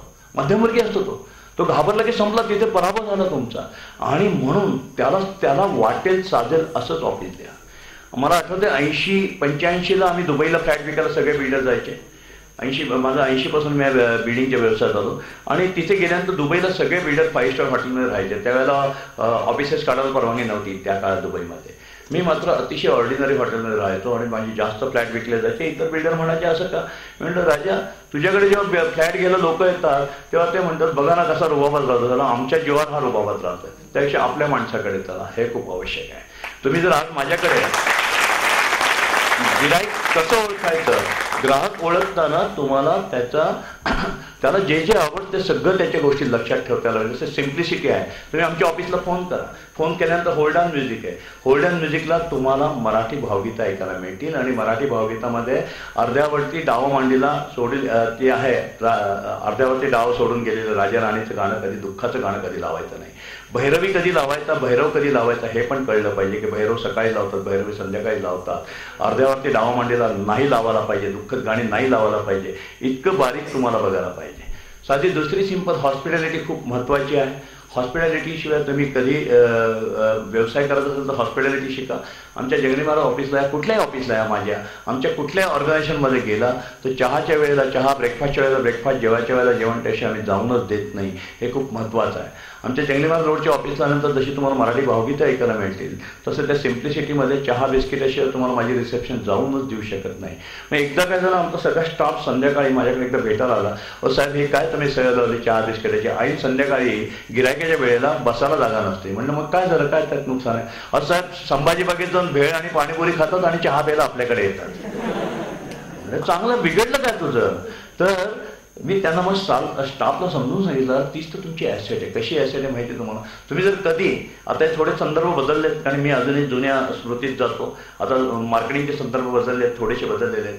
विकी स्टेशनच्या बाहेर जर तुम्ही कधी गेला तर 20-20 रुपये, 20-20 रुपये किंवा 100-100 रुपयाचा, 100-100 रुपयाचा शर्ट, आणि ते सगळेजण घेत असतात. ते जे कोणी 10-20 लोक घेत असतात ना त्यातले 18 जण त्याचीच माणसं असतात. तुम्ही जर केअरफुली पाहिला तर तो घेत असतो. त्यामुळे उरलेले 2 माझ्यासारखे बावट म्हणत काय गर्दी याची जोरात चालली, मी 2 शर्ट घेतो. मी आमच्या स्टाफला म्हणलं, अरे संध्याकाळी समजा 22 लोक चहा फुकट प्यायला येत असेल, बसायला जागा नाही, लोक उभ्याने पितात, कधीतरी मुहूर्तासारखा एक जण संध्याकाळी फ्लॅट घेणारा येणार, तो काय म्हणेल, अरे काय गर्दी यांच्याकडे फ्लॅट घ्यायला, म्हणजे एक कप चहामध्ये काय काय. आता म्हणून आपण चहा पाजतो का नाही, लक्षात ठेवा, म्हणून चहा नाही पाजत आम्ही. तुमची वृत्तीच तशी पाहिजे, अतिथी देवो भव. आमच्याकडे एक नाही, माझ्याकडे कुठल्याही वेळेला कोणी जरी आला तरी मी शत्रूकडे म्हणतो तू आधी जेव. तुम्ही शत्रूला सुद्धा आधी जेवायला बसा, मग मारामारी कर म्हण. आणि या तुम्हाला जेवणावरून सांगतो, तुम्ही माझ्या जर कधी ऑफिसला दुपारी 1:30-2 आला, आजही माझा डबा कमीत कमी 8-10 माणसांचा डबा येतो. आमच्याकडे तर प्रत्येकाला जेवणाची सोय असते म्हणून माझ्या केबिनच्या बाहेर माझा मोठा डबा असतो. एकदा एक माझं जे आता घरकुल लॉन आणि सुशीलन नगरी त्याच्यामुळे माझ्या 2-3 स्कीम आहेत, त्या मालकांची मजा आली. ते मालक त्यांना त्यांच्याच माणसाला जागा द्यायची होती. आमच्या त्याच्यातही जातीभेद, धर्मभेद, पोट जाती असं असतात. आणि ते माझ्याकडे काय झालं की ते आले माझ्याकडे, मी दुपारी जेवायला बसलो होतो आणि माझ्या पीएनी आत घेऊन आले त्यांना. मला म्हणले की माझा असा प्लॉट आहे. म्हणलं साहेब 1 मिनिट बसा ना साहेब. आणि त्यांना मी छानपैकी माझ्या डब्यातलं ताटाने होते. म्हणतात नाही मला आधी बोलायचं. म्हणलं 2 मिनिटं, भाजी आवडत नाही काही, दुसरी मागू का काही, असं करून त्यांची माझी ओळख नाही. त्यांना म्हणजे जेवायला घातलं. आता जेवण त्यांचं पोटभर झालेलं, ते म्हणले माझा प्लॉट तुम्हाला दिला, मला किंमत काही ठरवायची नाही, तुम्हाला दिलं. म्हणजे काय झालं, मला ते कळत नाही की तुम्ही कसलं काय म्हणता. ते म्हणले अहो आधीच्या एका बिल्डरकडे गेलो, एकची वेळ होती, तिथल्या रिसेप्शनशी सांगितलं मी प्लॉट घेऊन गेलो, मी लँडलॉर्ड आहे. म्हणजे लँडलॉर्डचा इगो असतो, लँडलॉर्ड खूप महत्वाचा, प्लॉट मिळत नाही. आणि त्या बिल्डरने त्याला सांगितलं साहेबांना सांग जेवणाची वेळ झाली, दुपारी 4 वाजता या. तसा राग आला, तुमच्याकडे आलं तर तुमच्याकडे उलटा झाला, तुमच्या पीएने जेवणाच्या ताटावर बसवलं, हा प्लॉट तुमचा. आता आमची संस्कृती जो दुपारी जेवायच्या वेळेला त्याला जेवण घालायलाच पाहिजे, या संस्कृतीचा सुद्धा फायदा होतो. अतिथी देवो भव हे खूप महत्त्वाचं आहे. आणि अशा छोट्या छोट्या गोष्टी आयुष्यात खूप घडत जातात. जसा हा तुमचा टाळचा किस्सा असेल. तुम्हाला मार्केटिंगची अजून एक स्टोरी सांगतो. तुम्ही एंटरप्रेन्योरशिपमध्ये आहात. मी मुंबईला फोन पुसायला जायचो. गिरगावमध्ये सदाशिव लेन आहे, गल्ल्यात गायआळी सदाशिव लेन. त्या सदाशिव लेनमध्ये वळामी केमिस्ट नावाचं दुकान आहे, छोटंसं दुकान, म्हणजे लांबीला थोडंसं जास्त, रुंदीला कमी. त्यांचा पण फोन मी पुसायचो. मी वडामे साहेबांना म्हटलं की सर मी आपला फोन पुसायला येतो. मग म्हणलं येतो. तर सर मला एक छोटं काम करा. म्हटलं काय पाहिजे तुला.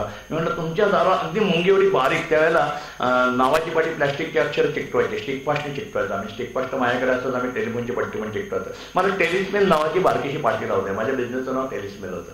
ते म्हणलं म्हणजे काय होईल. नाही हो माझं ब्रँच ऑफिस इथं सुरू होईल, माझं मुंबईला माझं ऑफिस दिसेल आहे छानपैकी, फक्त मला स्टूल पण नको बसायला, फक्त मला एवढी पाठी लावायला परवानगी द्या आणि तुमचा फोन मी फुकट पोसेल. आता माझी इमेज कॉलेजच्या मुलाची अशी एक आपण विद्यार्थ्याची इमेज होती ना. म्हणजे ठीक आहे तुला एक आनंद वाटतो ना, लाव पाठी बाबा, पण मला अजून कळलं नाही तुला पाठी लावलेली काय मिळेल. म्हणलं सांगतो आलं थांबा. आणि मग मी त्यांनी मला पाठी लावायला परवानगी दिली. मी पुण्याला आलो. माझी लेटरहेड आणि बिलबुक जी होती ती सगळी मी फाडून टाकली, शब्दशः नाही म्हणजे बात केली आणि नवीन बिलबुक आणि लेटरहेड छापलं. टेलिस्मॅन, हेड ऑफिस, सदाशिव लेन, गिरगाव, मुंबई 4. माझं ऑफिस, मला पुण्यालाही ऑफिस नव्हतं माझं, पुण्याला मी मित्राचा केअर ऑफ पत्ता वापरायचा. पण जे आहे मजा की yes where is the head office Girgaon Mumbai Sadashiv, मग उगाच ते केअर ऑफ म्हणा मी केमी असलं भावासारखं नसतं लिहायचं. आणि उद्या म्हणेल कोणी खोटं नको म्हणाला, पुणेकर आहे बोलेल तर पुराव्यासकट बोलेल, खोटं कशाला बोलेल. म्हणून ती पाटी तिथे लावायला मी त्यांना सांगितली होती आणि माझं पहिलं ऑफिस हेड ऑफिस मुंबई सुरू झालं. अशा प्रकारे तुम्हाला मार्केटिंगमध्ये तुम्हाला सुचलं पाहिजे, ठीक आहे ना आज मला मुंबईत ऑफिस नाही घेता येत, मला हेड ऑफिस नाही करता येत आहे, पण हिंमत नका हारू, काहीतरी मार्ग निघतो. आयुष्यामध्ये धाडस केल्याशिवाय काही नाही. जो आपण जर थंडीच्या दिवसामध्ये, जर आता थंडी आहे बघा, सकाळी जर तुम्हाला गार पाण्याने आंघोळ करायची असेल ना, तर पहिला तांब्या अंगावर घेईपर्यंत होडोडी भरते, एकदा का तांब्या अंगावर घेतला होडोडी पळून जाते. डेअरिंगचं तसंच आहे. तुम्हाला जर व्हायचं असेल मित्रांनो तर गरुड पक्षी व्हायला पाहिजे तुम्ही. गरुड कसा असतो, पाऊस जेव्हा येतो काळे ढग सगळीकडनं दाटून येतात आणि वारं सगळं सुटतं, तेव्हा सगळे पक्षी सैरावैरा धावतात आणि कुठे ना कुठेतरी आसरा शोधतात, कुठेतरी झाडाखाली बस, आता इमारतीखाली बस. गरुड हा पक्षी त्यावेळेला आसरा शोधत नाही, तो ढगाच्या वरनं उडायला सुरुवात होतो, कारण की तो संकटावर मात करतो. आपल्याला आयुष्य तसंच करायचं. एक सोपी गोष्ट आहे, विमान.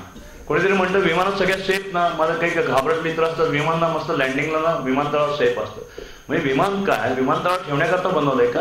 विमान हे आकाशात उडण्याकरता बनवलंय. विमान हे काही जमिनीवर ठेवण्याकरता केलेलं नाहीये. अशा प्रकारे आपण जर एंटरप्रेन्योर व्हायचं असेल तर या गोष्टी लक्षात ठेवायला पाहिजे. धाडसाला पर्याय नाही, धाडस हे करायलाच पाहिजे. राजा आहे पाणी अजून तुला मार्केटिंगची गोष्ट सांगतोय बघ नाही, एवढी मोठी बाटली पिताना माझ्या शर्टावर सांडलेल पाणी आणि मग ते लोक बावट म्हणतील पाणी कसं सांडलं म्हणून, नाही गंमत करतात ना म्हणून. तर तुम्हाला धाडस हे पाहिजे आणि धाडसाशिवाय पर्याय नाही. छोटे मोठे व्यवसायाला भांडवल लागत नाही. तुम्हाला अजून एक माझा व्यवसाय मी बिनभांडवली कसा केला सांगतो. आम्ही टेलिफोन पुसवतो लक्ष्मी रोडचे दुकानदारांचे. त्यावेळेला पूर्वीच्या काळी दुकानाची जी अक्षर होते लाकडाची किंवा ॲल्युमिनियमची असायची. आता निऑन साईन किंवा सगळ्या मॉडर्न इलेक्ट्रॉनिक पाट्या आल्या. मी म्हणालो शेठजी काल दसरा होऊन आता 10 दिवस झाले, झेंडूच्या माळा काढल्याने तुम्ही कुबेराच्या अवतार, लक्ष्मी तुमच्याकडे पाणी भरते, उद्या मस्तपैकी सोमवार दुकान बंद आहे, मी मस्तपैकी तुमची पाठी धुवून चक चक चक करून ठेवतो, एक 10 रुपये द्या. शेती कोणी 10 हो म्हणायचे, कोणी 5 हो म्हणायचे. आणि सोमवारी दुकान बंद असताना आम्ही एक सायकल भाड्याने घ्यायचे दिवसभराकरता. सायकलीचं भाडं काहीतरी 8 आणे का 10 आणे असायचे पूर्ण दिवसाचे. एक पुऱ्या घ्यायचो, त्याला 2 का 3 रुपये द्यायचो मी. एक लाकडी घोडा मागे, एक बादली, एक डस्टर. प्रत्येक लक्ष्मीच्या दुकानाच्या मागे आतमध्ये वाडा आहे, आतमध्ये पाणी असतं. आणि मस्तपैकी दिवसभरात 15 पाट्या धुवून व्हायच्या आणि मला सहजपणे 100 रुपये मिळायचे. मला सांगा भांडवल काय लागलं मला? 10 आण्याचं भाडं, 2 का 3 रुपये त्या लेबरचे पैसे. जर भांडवल नसेल तर असे छोटे मोठे काही ना काही युक्त्या नेहमी तुम्हाला सापडतात. संकट येतात आणि जातात, संकटाचं कधीच घाबरायचं नाही.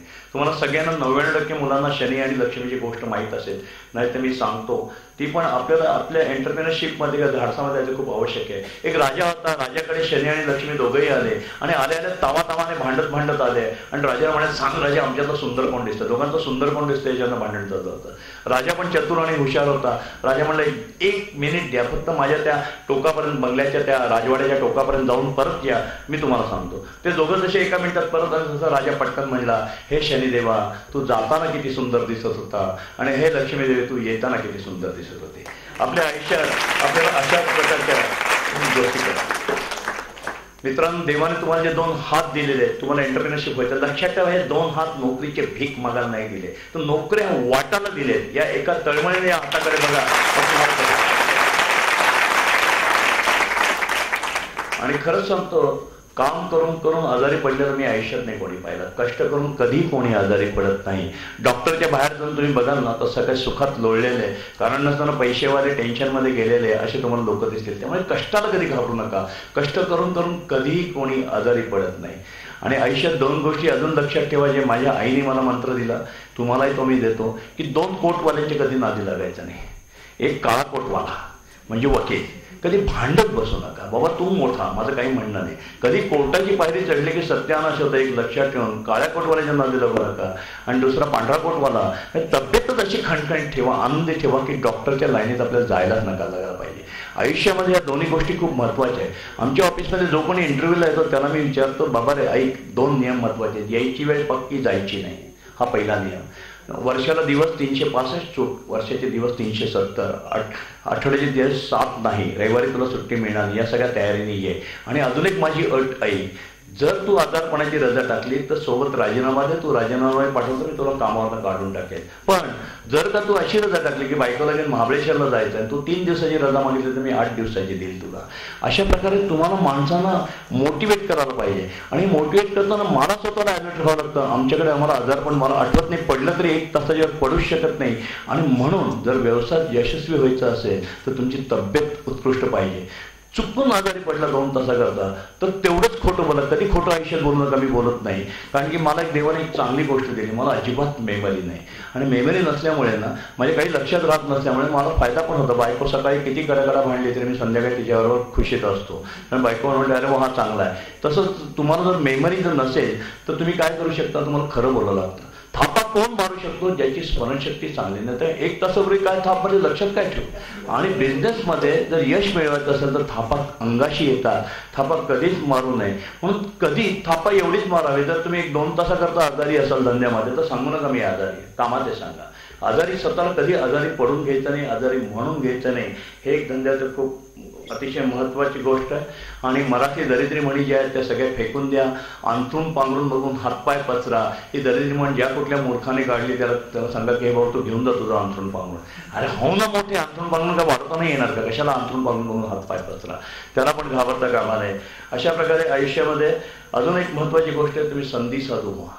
आयुष्यामध्ये संधी साधू म्हणजे काय, ऑपॉर्च्युनिस्ट व्हा म्हणजे काय, तुम्हाला कधीच संधी ही अपॉइंटमेंट घेऊन येणार नाही, दाराची बेल वाजून येणार नाही. पहाटेच्या 4च्या 5च्या साखर झोपेत असाल आणि कुठेतरी बारीक किणकिण कुठेतरी ऐकू येईल तर तुम्हाला ग्रॅब करता यायला पाहिजे. संधी कुठे लपली आहे, कशी मिळेल असं काही सांगता येत नाही. संधी ही तुम्ही घेतली पाहिजे. आणि संधीची दुसरी गोष्ट सांगतो, मी वर्ल्ड इकॉनॉमिक फोरमचा मेंबर होतो. सर थोडं तुटक सांगतो कारण की मी कसं ठरवून काही आलं नाही की असंच भाषण करायचं. तर वर्ल्ड इकॉनॉमिक मेंबरला दरबानला आम्ही गेलो. दरबान शहरामध्ये ते भरली होती. ज्या देशात ही फोरमची मीटिंग भरते त्या देशातले सगळे प्राईम मिनिस्टर, फायनान्स मिनिस्टर सगळे येतात आणि त्यांची अपेक्षा असते त्या फोरमच्या निमित्ताने सगळे जगभरातले उद्योगपती आलेले असतात की त्यांनी आपल्या देशात काही पैसे लावायचे म्हणून ती फोरम असते. आता माझ्या तोंडात नाही हा शब्द नाही, माझा तीच रोल आला की mister Kulkarni what you are going for my country. आता मी सगळं बिल्डर बोललो. असं एखाद्याने जोरात मला विचारलं मिस्टर कुलकर्णी तुम्ही माझ्या देशाकरता काय करणार. मला असं पुणेरी भरता आलं, खिशात काही नसले तर एकदम असे खांदे बिंदे ताट झाले. तर I will make you for your poor people 10,000 houses free of charge. आणि आता हे काय झालं माझ्या डोक्यात कुठनं आलंय, कारण मी बिल्डर आहे, मी आतापर्यंत 32,000 घरं बांधून दिली. आम्ही मुंबईला झोपडीवाल्याला फुकट घरं देतो. त्या मुंबईत आम्हाला ते TDR आणि एफएसआय टॉवर बांधून देतात, पैसे मिळतात. तर मी म्हणलं मी पण तुमच्या गरीब लोकांना फुकट घरं 10,000 घर फुकट बांधून देईल, खाल्ला भाव तिथे. आता आली का पंचायत, दुसऱ्याशी प्राईम मिनिस्टर बोलून घेतलं की काय म्हणतं. कारण की जनरली ती कॉन्फरन्स करते असते की तुम्ही आमच्या देशात काही बिझनेस टाकणार का, इंडस्ट्री आणणार का, किती कोटी पैसे लावता, आमच्याकडनं काय सवलती पाहिजे. इथं मी बावडसारखा आहे, बावड हे मी मान्यही करतो. आणि बावडसारखं मी त्यांना म्हटलं फुकट घर देईल. अरे बापरे. मग त्यांनी दुसऱ्याशी मी त्यांना म्हटलं sir please try to understand. आणि मी अजून माझी कमिटमेंट पाळायला तयार आहे. मी 10,000 फुकट घरं देतो. हे आमचं मुंबई मॉडेल आहे. आम्ही अशी गरीब लोकांना घरं बांधून दिली तर आम्हाला टॉवर बांधायला मिळतो, TDR मिळतो. कारण TDR काही कळेल ना, मी त्याला सोप्या भाषेत सांगायचा प्रयत्न केला. आणि तर तुम्ही त्या पद्धतीने इथे ते म्हणले मग ठीक आहे. मग ते म्हणले आम्ही तुम्हाला काय देऊ शकतो याचा विचार करतो. एक दिवस त्यांनी मागितला. परत तिसऱ्याशी त्यांनी मला बोलवलं. मित्रांनो ती संधी मला घेता नाही आली. त्यांनी म्हणले ओके मिस्टर कुलकर्णी तू मला 10,000 घरं फुकट बांधून दे, त्या मोबदल्यात मी तुला क्वारी चालवायला देतो, खाण चालवायला देतो. मला सांगा साऊथ आफ्रिकेत कसली खाण असेल, सोन्याची खाण. Your right. फक्त ती संधी मी घेऊ शकलो नाही. पण जस्ट तुम्ही काहीतरी पॉझिटिव्ह वाक्य बोलून गेला, काहीतरी घडलं. लक्षात ठेवा, आंब्याची कोय जमिनीत लावली तर आंब्याचं झाड येतं, निवडुंगाचं कधीच येत नाही. त्यामुळे चांगलं बोला, चांगला विचार करा, पॉझिटिव्ह वरत राहा, कुठेतरी फायदा होता. फक्त ती संधी मी घेऊ शकलो नाही कारण की साऊथ आफ्रिकेतील लॉ अँड ऑर्डर त्याला भयानक होती. रस्त्यावर पोलीस हत्यारं भाड्याने द्यायची. ही गोष्ट 15-20 वर्षापूर्वीची आहे. आणि मिसेस म्हणते मी नाही तुमचा जीव धोक्यात घालून देणार. आणि माझी हिंमत नाही झाली सोन्याची खाण चालवायला. पण बघू मरण्यापूर्वी माझी 2 स्वप्न ती पूर्ण होतात का बघू.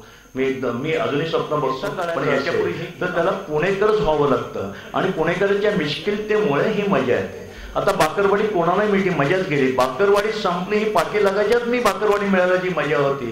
त्यात बाकरवाडी कधीच मिळते त्याच्यात काही अर्थच राहिला नाही. आता मला वाटतं कयानीची स्ट्रॉबेरी कदाचित शॉर्टफॉल असेल, शॉर्टफॉलची पण मजा येते. तर माझंही स्वप्न पुणेकरांसारखं छान एक दुकान काढावं आता हे पूर्ण की नाही माहीत नाही मला एक मस्त दुकान काढायचं आहे. कसलं दुकान काढायचं? मी लहानपणी टेलिफोन पुस्तकामध्ये सगळ्या पाट्या वाचायचो.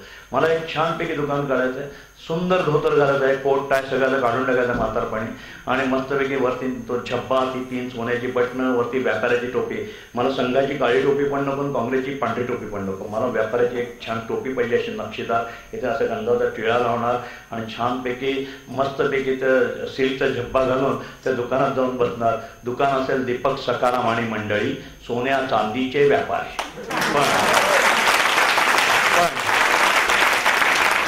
तर तुम्ही माझ्या ओळखीचे असा, कोणी असा, बरोबर 12:30 वाजता जर तुम्ही जरी स्वतः पंतप्रधान आले किंवा सोनिया गांधी आल्या तरी मी सांगणार 12:30 वाजले, जेवणाची वेळ झाली, 4 वाजता या.